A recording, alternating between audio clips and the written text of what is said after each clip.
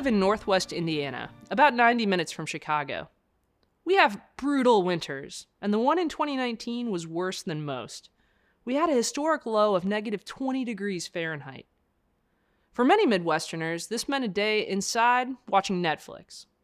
But for Candace Payne, the deep freeze was an opportunity for spontaneous compassion.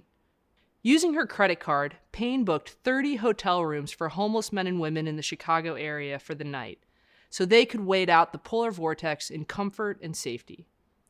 Beyond performing a life-saving service for 100 strangers, she also gave each of them a welcome packet containing food, toiletries, prenatal vitamins, deodorant, snacks, other small luxuries.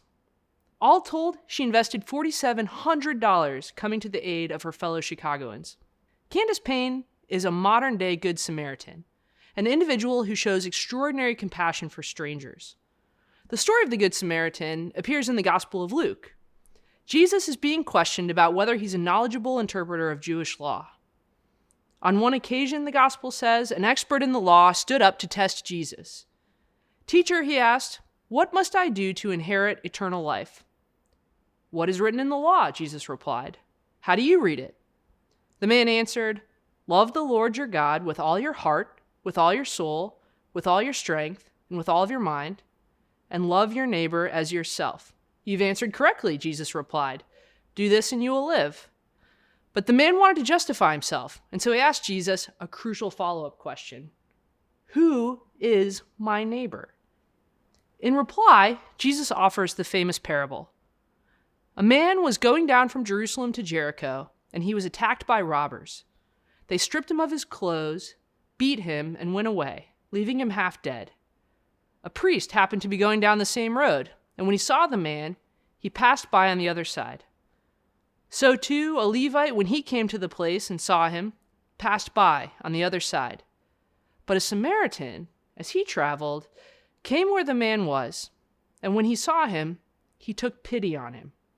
He went to him and bandaged his wounds, pouring on oil and wine. Then he put the man on his own donkey, brought him to an inn, and took care of him. The next day, he took out 2 denarii and gave them to the innkeeper. "Look after him," the Samaritan said, "and when I return, I will reimburse you for any extra expense you may have." "Which of these 3 do you think was a neighbor to the man who fell into the hands of the robbers?" Jesus asks. The expert in the law replied, "The one who had mercy on him." Jesus told him, "Go and do likewise." There are many theological dimensions to the parable of the Good Samaritan. But how does a philosopher read this part of the gospel? We should think about 4 notable moral characteristics of the Samaritan's act and ask which kinds of moral theories we've been discussing this semester relate to Jesus' message. First, unlike the priest and the Levite, the Samaritan was willing to leave the path to help the man. So the parable insists that we at least sometimes ought to set aside our personal projects in order to come to the aid of others.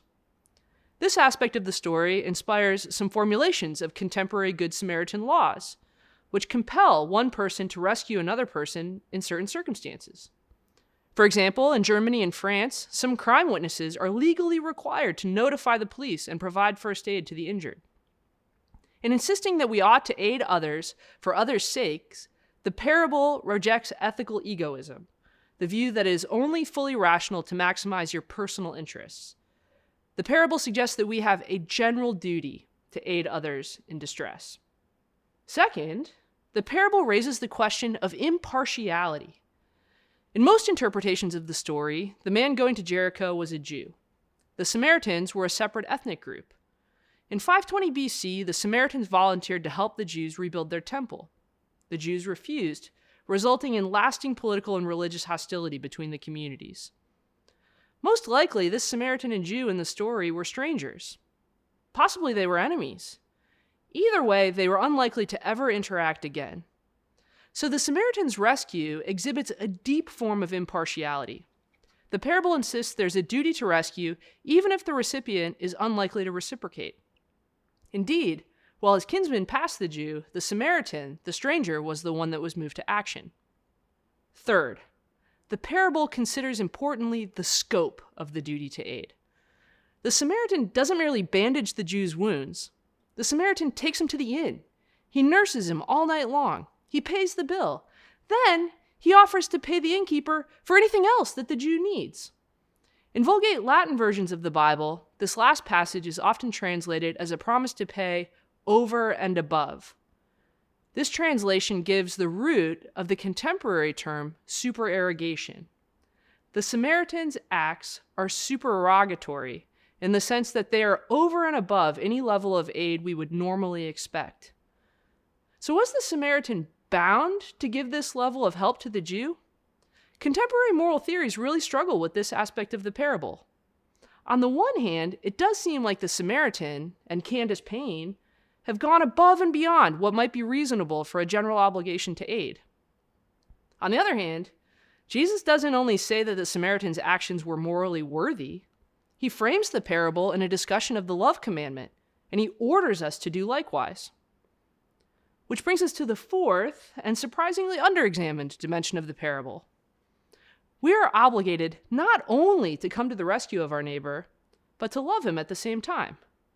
The question originally posed to Jesus can be paraphrased as, "Whom shall I love?" And the answer seems to be enemies, strangers, Jews, Samaritans, those you might never interact with ever again. You're bound to love all of them as you love yourself. Indeed, this fourth aspect of the parable appears the least in academic discussions, but it's one of the features most identified with modern Christian ethics. So here's the question we'll debate today. Do we think we have a general, impartial duty to love everyone? And what would it mean to fulfill this moral obligation? That's what we're going to talk about as we think through the parable of the Good Samaritan in this class session.